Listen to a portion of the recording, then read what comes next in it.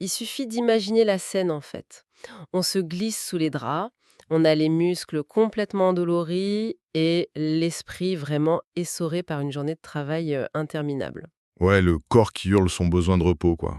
Exactement. Le corps n'en peut plus, mais au lieu de juste fermer les yeux, bah, notre main cherche aveuglément la table de nuit, on attrape cet écran lumineux. Juste pour vérifier une dernière notification, soi-disant. C'est ça. Ou lire un dernier titre d'actualité. Et là, c'est comme si on venait de poser une machine à sous de Las Vegas directement sur l'oreiller, tu vois. Bah, c'est tout à fait ça. Les couleurs flash, l'information défile à toute vitesse. Et soudain, il y a 45 minutes qui se sont évaporées, le cerveau tourne à plein régime, et le sommeil, lui, bah, il a complètement disparu. C'est vraiment le paradoxe le plus cruel de notre époque, je trouve. On n'a jamais été aussi épuisé mentalement, et pourtant l'environnement immédiat qu'on s'est construit sabote activement notre repos. Ouais, c'est clair. La fatigue est là, elle est écrasante, mais on maintient notre biologie artificiellement en état d'alerte. Voilà, en état d'alerte maximale. Et du coup, ça fait une transition parfaite pour aborder cette nouvelle étape de notre réflexion sur la gestion de l'attention. Tout à fait. Parce que pour ceux qui nous écoutent depuis le début, on a déjà parcouru un sacré chemin pour reprendre le contrôle de nos journées. Ah oui, il y a eu des étapes cruciaux. On a vu comment définir sa priorité absolue, le fameux point d'orgue de la journée. Et puis, on a décortiqué ce fameux mode de concentration extrême, tu sais, le mode laser, où il faut bloquer les distractions de façon hyper impitoyable. Exactement. Et là, tout récemment, l'exploration s'est vraiment orientée vers l'énergie physique. Qui est littéralement le carburant de tout le reste, en fait. C'est exactement ça le cœur du sujet. Sans ce carburant, la meilleure organisation du monde finit par s'effondrer. C'est pas juste une question de volonté, alors, hein? Non, pas du tout.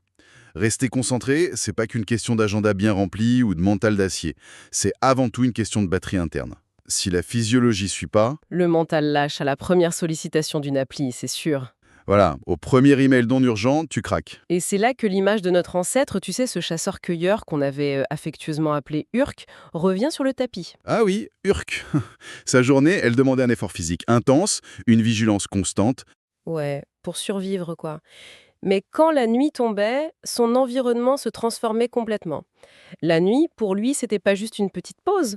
C'était un sanctuaire absolu, un rythme dicté par la nature elle-même. Et l'objectif aujourd'hui, c'est vraiment de comprendre par quel mécanisme subtil le monde moderne a dynamité ce sanctuaire. C'est le mot, dynamité. Et surtout, comment on peut, à notre époque, dormir dans une caverne en plein 21e siècle pour récupérer cette capacité de régénération. Parce que pour espérer dormir comme un humain des cavernes, la toute première condition, c'est d'avoir une caverne. Logique.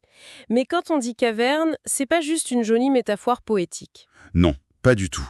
Il s'agit d'une vraie refonte structurelle de notre espace de repos. En fait, face à cette habitude destructrice de scroller indéfiniment dans le lit, La réaction première, c'est presque toujours la culpabilité. On se blâme, on se dit qu'on manque de discipline. ouais, j'aurais pas dû, demain je pose le téléphone plus tôt. Mais la réalité scientifique raconte une toute autre histoire, tu sais. Ah bon? C'est pas de notre faute. Disons que la volonté est une ressource finie. En fin de journée, après avoir pris des centaines de micro-décisions, ton cortex préfrontal, la zone du cerveau qui gère le contrôle des impulsions, est littéralement à sec, Ah ouais, donc il est épuisé. complètement épuisé. Donc, espérer que cette petite réserve de force mentale résiste à un objet conçu par les cerveaux les plus brillants de la Silicon Valley pour être ultra addictif, C'est un combat perdu d'avance, quoi. exactement, c'est mener une bataille perdue d'avance. Mais du coup, c'est là que ça devient fascinant.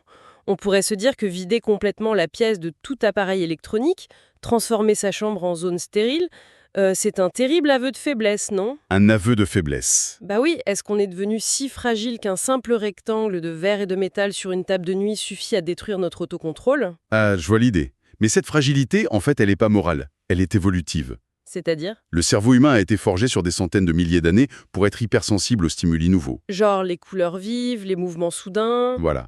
C'est un mécanisme de survie indispensable pour repérer un prédateur ou une source de nourriture dans la forêt. Donc aujourd'hui, une simple notification sur notre téléphone. Ça déclenche exactement la même cascade neurochimique.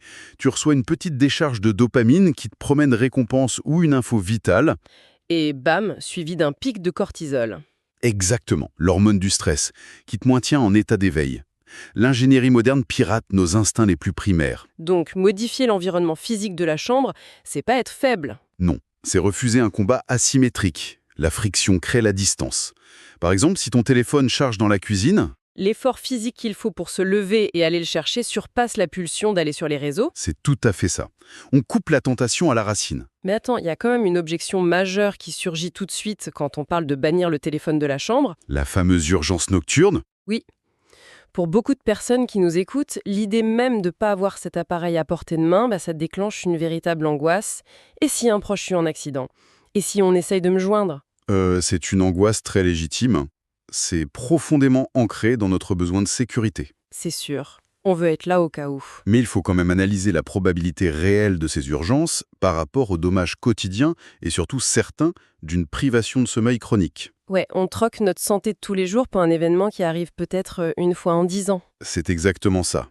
Et si le besoin d'être joignable est vraiment absolu, il y a des solutions techniques simples qui t'obligent pas à avoir l'écran sous les yeux. Genre le brancher dans une autre pièce? Oui, dans le couloir, par exemple. Juste à l'extérieur de la chambre, avec le volume de la sonnerie au maximum pour les appels. Mais en bloquant les notifications des applis, j'imagine. Bien sûr. Le but, c'est de créer une barrière physique qui t'empêche de scroller passivement, tout en maintenant ce filet de sécurité sonore. Ok, donc on sort le téléphone. Mais il y a un autre boss final dans la chambre. Ce fameux trou noir de l'attention au pied du lit. La télévision, Ah, cet écran plat. La tentation, sans aucune résistance. On s'y glisse sans y penser, on laisse les épisodes s'enchaîner. la télévision dans la chambre, c'est redoutable. En fait, contrairement à la lecture d'un livre, ça demande strictement aucun engagement moteur ou cognitif. Ça prend tout en charge, quoi. Totalement. L'image en mouvement constant, le son, les coupures de plan très rapides, tout ça maintient le cerveau dans un état de stimulation passive. Même une fois qu'on finit par éteindre l'écran. Surtout une fois éteint. Le système nerveux central reste complètement agité. Tes ondes cérébrales mettent un temps fou à redescendre vers les fréquences lentes, celles qui sont nécessaires pour l'endormissement profond. Donc, la solution, c'est le dépouillement total. Le lit, une table de nuit, un bon vieux livre papier, et c'est tout. C'est la configuration idéale. Mais du coup, comment on gère le réveil? Si j'ai pas mon téléphone, je me réveille comment? On revient au réveil matin classique, basique, mais attention, sans écran L aveuglant, hein. Et la petite tactique pour désamorcer l'inertie du sommeil. L'inertie du sommeil, tu sais, cet état de lourdeur où on vendrait un rein pour 5 minutes de plus sous la couette. Exactement. Pour contrer ça, la technique, c'est de placer ce réveil à l'autre bout de la pièce. Ah, l'obligation physiologique de se lever. L'action musculaire brise le cycle, c'est ça? Tout à fait. Le fait de s'extraire de la chaleur du lit, de poser les pieds sur le sol froid, de faire quelques pas, ça enclenche une réponse motrice. Et ça signale au cerveau que la période de repos est officiellement terminée. Voilà, ça coupe court au débat intérieur. Une fois que t'es debout, le plus dur est fait. C'est clair. Mais avant même d'arriver au moment du réveil, il faut quand même régler le problème le plus insidieux qui perturbe cette fameuse caverne moderne. La lumière artificielle. Voilà. On évacue les écrans, très bien, mais il reste l'éclairage de la maison. Et c'est là qu'on touche à un mécanisme biologique vraiment fou. Parce que pendant des millénaires, la lumière, c'était le signal exclusif du soleil. Oui, l'horloge biologique interne, notre rythme circadien, il est presque entièrement régulé par l'exposition à la lumière. Qui est capté par la rétine, si je dis pas de bêtises. Exactement, par des récepteurs spécifiques dans les yeux. Et ces récepteurs communiquent directement avec une petite zone du cerveau qu'on appelle le noyau suprachiasmatique. Ok, le noyau suprachiasmatique. Et comment il fonctionne? La logique est implacable. Quand la lumière du jour baisse, le cerveau comprend que la nuit approche et il déclenche la sécrétion de mélatonine. La fameuse hormone du sommeil. C'est ça. Elle facilite le sommeil et elle abaisse la température de ton corps. Sauf que nos yeux font pas vraiment la différence entre un soleil de midi et une ampoule LED surpuissante dans le salon à 22 heures, n'est-ce pas? Non. Et l'impact est encore plus vicieux que ça. C'est pas seulement l'intensité de la lumière qui pose problème, c'est sa température de couleur. Ah, la lumière bleue, yes. Voilà, les écrans de nos téléphones, nos ordis et même beaucoup d'ampoules modernes émettent une lumière très riche en ondes courtes, la fameuse lumière bleue. Et c'est quoi le souci avec cette longueur d'onde précisément? Eh bien, c'est exactement la même longueur d'onde que celle du ciel bleu en plein jour. Donc, exposer tes yeux à ça le soir, c'est envoyer un message biochimique totalement erroné à ton corps. C'est comme si on hurlait à notre cerveau Il fait jour, il est 14 heures. Exactement. Résultat, la production de mélatonine est brutalement stoppée, l'endormissement est repoussé et la qualité de ton sommeil profond s'effondre. Le sommeil profond, c'est celui qui répare les tissus et consolide la mémoire en plus. C'est le plus vital, oui. Donc, on dit à notre biologie de rester éveillée et ensuite on s'étonne de faire des insomnies. C'est littéralement comme appuyer en même temps sur l'accélérateur et sur le frein d'une voiture, quoi. C'est une excellente analogie. Ça crée des dégâts. Mais alors, comment on fait pour recréer les conditions d'un crépuscule préhistorique sans pour autant vivre à la lueur des bougies? L'idée, c'est d'orchestrer une transition douce de ton environnement lumineux, quelques heures avant de te coucher, Vers quelle heure à peu près? idéalement après le dîner. Là, la règle, c'est d'éliminer l'éclairage zénital. Tu sais, les gros plafonniers qui imitent le soleil au zénith. Ok, on éteint les grosses pattes au plafond et on met quoi à la On place? bascule sur des sources de lumière périphériques et basses, des lampes sur pied, des lumières chaudes, tamisées, qui tirent un peu vers le orange ou le rouge. Un peu comme une ambiance de feu de camp. Exactement. D'ailleurs, dîner aux chandelles de temps en temps, c'est une excellente initiative. La flamme émet un spectre lumineux très pauvre en lumière bleue, ce qui laisse la mélatonine s'amorcer naturellement. Ah, c'est super intéressant. Et pour la technologie qu'on est quand même obligé d'utiliser en soirée malgré toutes nos bonnes résolutions? Là, les développeurs ont intégré des parades. Faut absolument activer les filtres de lumière bleue, le fameux mode nuit sur les téléphones ou les ordis. Quand l'écran prend cette teinte un peu jaunâtre, rougeâtre, Voilà. Visuellement, ça imite cette lueur de feu de camp, la seule source lumineuse nocturne que notre cerveau primitif ait connue au final. Ça limite la casse au niveau hormonal, tout en permettant de lire un peu. Mais du coup, la lumière joue dans les deux sens. Si on a besoin de l'obscurité totale de notre caverne pour s'endormir, le réveil dans le noir complet en plein hiver, c'est un peu une torture, non? Ah oui, le traumatisme du réveil brutal dans l'obscurité, ça provoque une sécrétion hyper soudaine d'hormones de stress. C'est très agressif pour le cœur et le système nerveux. Le fameux bip bip bip dans le noir absolu à 6 heures du mat. C'est l'horreur pour le corps. L'antidote technologique à ça, c'est le simulateur d'aube. C'est ces petites lampes de chevet spéciales, c'est ça? Oui, 30 minutes avant l'heure de ton réveil, elle commence à émettre une lumière très faible, qui va augmenter progressivement en intensité. Mais attends, si on a les yeux fermés pendant qu'on dort, la lumière pénètre quand même? Absolument, nos paupières sont translucides. Donc même quand tu dors, ton nerf optique perçoit l'augmentation progressive de la luminosité. Et le cerveau réagit. Oui, il bloque doucement la mélatonine et commence à libérer du cortisol. Mais attention, cette fois-ci, de la bonne manière, le cortisol de l'éveil naturel. Donc, quand l'alarme sonore sonne enfin, on n'est pas surpris en plein sommeil profond. Ton corps est déjà physiologiquement préparé à émerger. C'est un réveil en douceur. Et pour se protéger de la pollution lumineuse extérieure pendant la nuit, les lampadaires, les phares de voiture. Là, on revient au plus simple, le masque de sommeil sur les yeux. Ça reste l'outil low-tech le plus puissant pour sanctuariser la caverne. C'est quand même un magnifique paradoxe, tu trouves pas? On utilise la pointe de la technologie moderne, genre des ampoules LED programmables, des filtres spectraux, pour pirater notre physiologie et recréer artificiellement la préhistoire. Ouais, on combat la technologie par la technologie. C'est ironique, mais nécessaire. Mais imaginons qu'on ait mis tout ça en place. La chambre est parfaite, le simulateur d'aube est réglé. Que se passe-t-il quand, en plein milieu de l'après-midi, la biologie nous rattrape quand même? Le fameux coup de barre de 14 heures. Exactement. La concentration s'évapore complètement, on a les yeux qui piquent devant l'ordi. Eh bien, cette baisse de régime en début d'après-midi, c'est pas un dysfonctionnement, c'est une composante totalement normale du rythme circadien humain. Il y a un creux naturel de vigilance. Et c'est à ce moment précis qu'intervient l'outil de récupération le plus puissant et franchement le plus mal compris du monde pro. Et la récupération courte. Le mot élégant pour dire faire la sieste, quoi. Et on sait à quel point le concept est chargé négativement dans nos sociétés. Oh oui, dans beaucoup d'esprits, fermer les yeux au bureau à 14 heures, c'est vu comme un signe de paresse, un manque total d'engagement. C'est dingue, non? C'est dramatiquement archaïque comme vision. La science prouve exactement l'inverse. Une récupération courte et stratégique, ça augmente drastiquement les capacités analytiques. Il y a cette fameuse étude de la NASA d'ailleurs, sur ce sujet précis. Oui, une étude fondatrice menée sur des pilotes de ligne sur des vols transpacifiques. Un métier où la baisse de concentration entraîne des conséquences littéralement fatales. Ils ont comparé deux groupes, c'est ça? C'est ça, un groupe de pilotes sans repos et un groupe autorisé à prendre une sieste planifiée directement dans le cockpit. Et quand les chercheurs ont mesuré les temps de réaction, la vigilance micromotrice, Et la capacité à traiter l'info, j'imagine. Et le résultat? Les pilotes ayant fait la sieste ont montré une amélioration de leur performance globale de 34%. 34%. Une augmentation de plus d'un tiers de la capacité cognitive juste en fermant les yeux? Le chiffre est colossal, mais attention, la nuance cruciale de cette étude, c'est la durée du repos.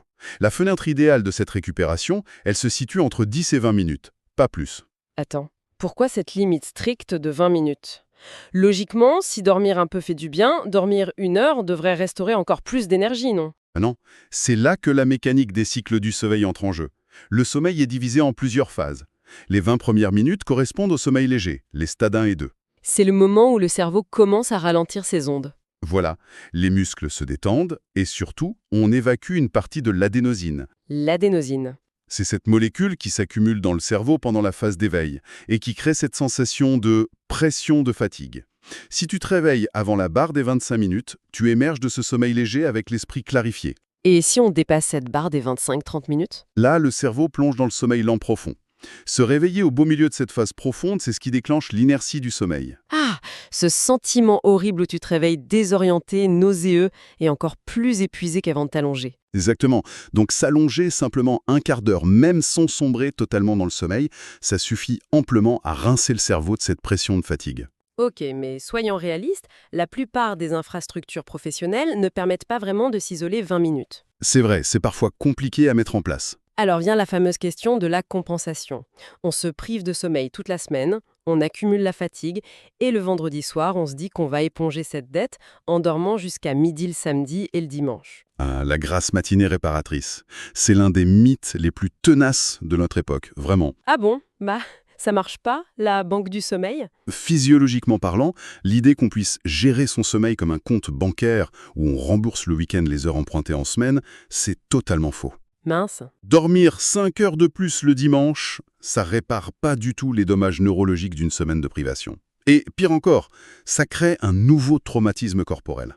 Ce que la chronobiologie appelle le décalage horaire social, je crois. Le social jet lag. Exactement.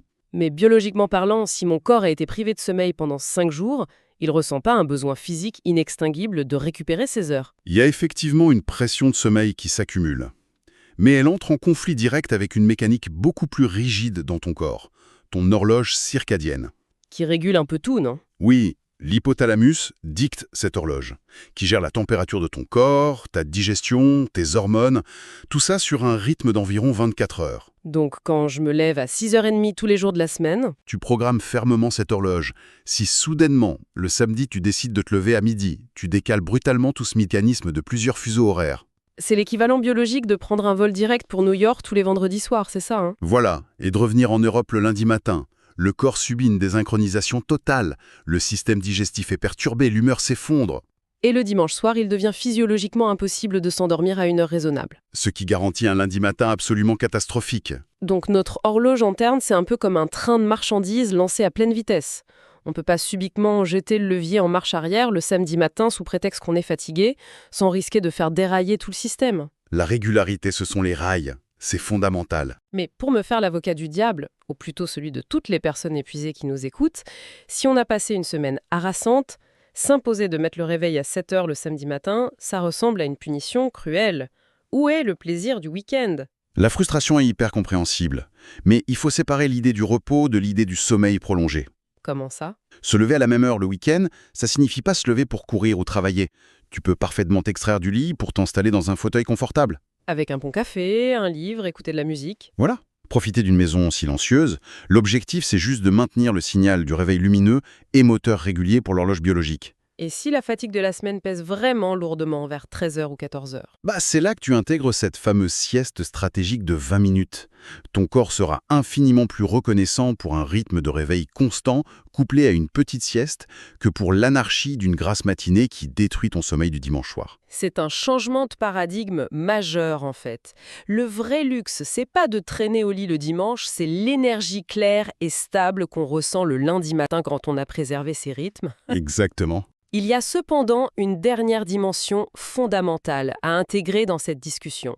Jusqu'à présent, cette ingénierie de la chambre, la gestion de la lumière, les siestes chronométrées, tout ça, ça implique d'avoir le contrôle total de son environnement. Ce qui n'est pas le cas de tout le monde, évidemment. Non.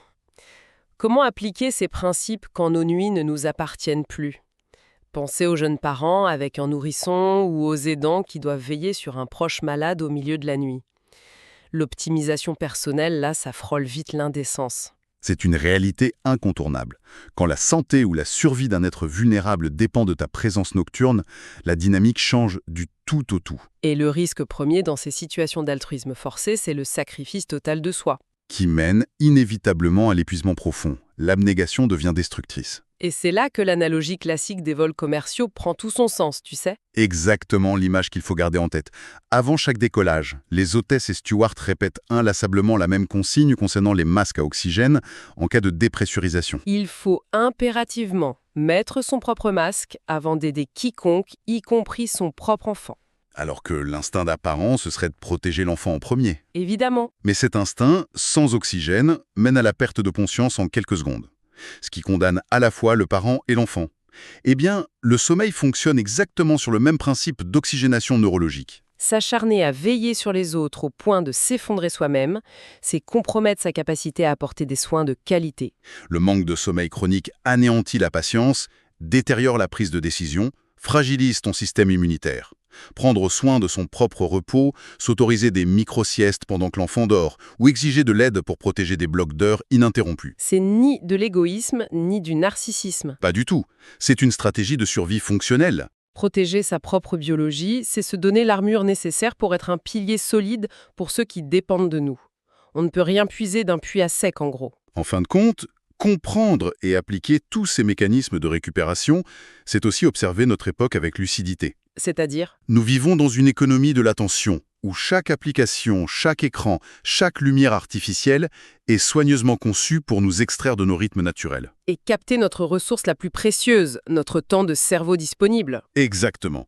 Donc, face à cette machinerie colossale, décider de bannir les écrans de sa chambre, protéger son exposition à la lumière et sanctuariser ses heures de sommeil par une régularité absolue, ça devient un acte de résistance profond. C'est reprendre souverainement le contrôle de sa neurochimie pour ne plus subir son propre épuisement, quoi. C'est tout à fait ça. Et ça boucle brillamment avec l'objectif de cette série de réflexions. Maîtriser l'architecture de ces nuits, s'inspirer de l'environnement de nos ancêtres, c'est construire dans l'ombre les fondations invisibles de nos journées. Parce que le potentiel de concentration a toujours été là, en toi. Il suffit de lui redonner le bon environnement pour qu'il puisse s'exprimer. C'est ce qui permet d'avoir l'acuité nécessaire pour identifier ce qui compte et la force de balayer ce qui distrait. Et c'est là que tout commence vraiment à prendre sens. Et pour celles et ceux qui veulent aller plus loin, le livre est disponible gratuitement via le lien en description.